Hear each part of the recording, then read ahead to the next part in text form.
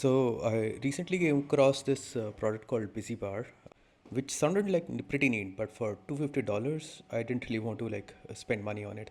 So I thought of like making something on my own, and I found this little LCD plus like a chip called ESP32. I've used like ESP32 in the past as well, but this was like a neat product, which you could use for like $30. And I thought like maybe I can make something of my own. So I like set out to make this like a 3D print, like I got that board and I 3D printed like a case for it. And you can also see like a 3D printed housing for a button on top. So I'll just go through like what I did. I've been like working on this software for about like the last month or so, like off and on, and like it's been a pretty neat output. So like if you see the screen, it has like three different modes. So if you see the screen, there is a like the date at the top and the day. There's weather that is fetching automatically from an API and displaying it. You have the time that's getting displayed, and then you can do something like this. Yeah, and like you can even do timers and everything else. And then like when you are done, you can press it again and it's gone. So the neat part is it's not just like through the button. You can even do it through the API. If you look at it, for example, I can send something through, let's say, if I go here and I can send this and see, it's coming up here. You can even like change colors and whatever message that you want. You can do very custom things, right? So now let's say that if you move to dashboard, so it is like much more potent as compared to, let's say, something like BusyBar. So what you can do is like I have these widgets here on the top. These are the widgets that like scrollable, and like this is all customizable through a web app that also I built. So what you can do is you can like create these widgets, any number of them, and then you can give it URLs, and through those URLs it can like pick up images, it can pick up text, and can even process the text. For example, if you look at it, it's picking up a random image from a website called Pixum, is giving me the latest USD to INR conversion rates that's polling for, is displaying another image that I built.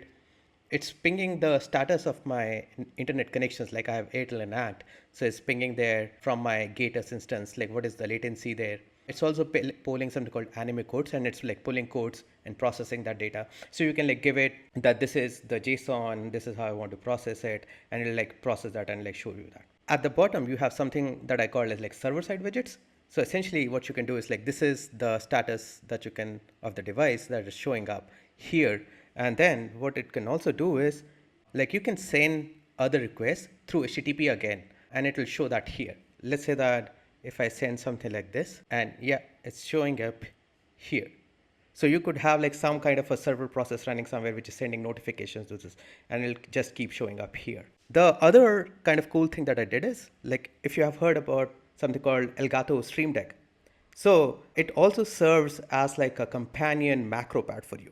So you can do all of these things. For example, you can do type letters, you can move your mouse, you can type strings, like any, you can play and pause, you can like turn up your volume or down, like anything that you can do with any kind of keyboard or mouse, you can also do it with this. Like let's say you're working on something, let's say in a Photoshop or in any kind of process, that you can like have your keys configured here. And again, like you can configure all of these things through your web app that I've built, right? And it connects to your PC over USB, and it also connects to the internet over Wi-Fi as well.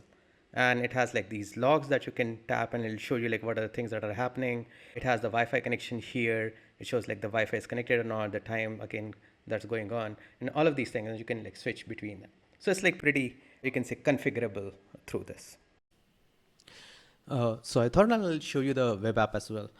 So for this, I had many different options, like how do I configure, one of the main ones being like we can just configure it over HTTP, or you can write some app for it. But I wanted to use something called WebUSB because I was connected to the device, to the PC anyways, to run the macros. So now there's something called WebUSB, so the browser can also talk to it. So you don't really have to write a special app for it. I mean, on the device side, I had to do a ton of things so that like it gets recognized as WebUSB, and there are tons of quirks that Windows, Linux, Mac, everybody has a bunch of them. But after doing all that work, I can now recognize this in the browser. So I wrote a web app essentially to do this. So now when you click on connect, it'll show up here, and you can just select this device and connect to it and read all the settings, and it'll show up here. So it has like all of these different portions that we saw on the device, like macro pad, dashboard, now some device settings and status and everything else.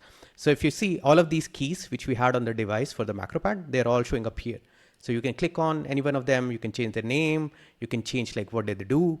So you can do like key presses, key release, like all the mouse kind of movements, wheels, media keys, any kind of things that you can do essentially on your keyboard or mouse, you can configure it to be done here, and any kind of sequences that you can create. So you can create like pretty long sequences. After that, you have the dashboard. So all the widgets that we talked about, you can see them here.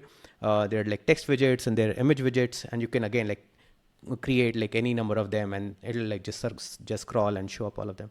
If they're text widgets, you can even set up something called JSON processing. So if the response is JSON, you can use a JSON pointer, which is basically a path in the JSON, depending on which elements, arrays, which array element, and which other dictionary elements that you want. And you can essentially select out of them, and it'll process it and extract that element, show it on your widget. For now, we don't have much settings right now because it's all essentially settingless. For the device, you can set up your Wi-Fi, your password, your time zone, and there is even some basic security built in. Let's say if you were to expose it to the internet, you could use like an API key so that nobody can send unauthenticated kind of messages to your device. So like you can generate this key as well. And there are some status things here.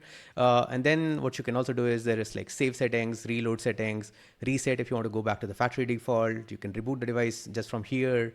You can back the device configuration if you want, and you can like upload like all of these kind of things that are built in. There is a show logs like for debugging, like it can show what is the kind of messages it's exchanging with the device and everything. So yeah, that's pretty much it. Thank you.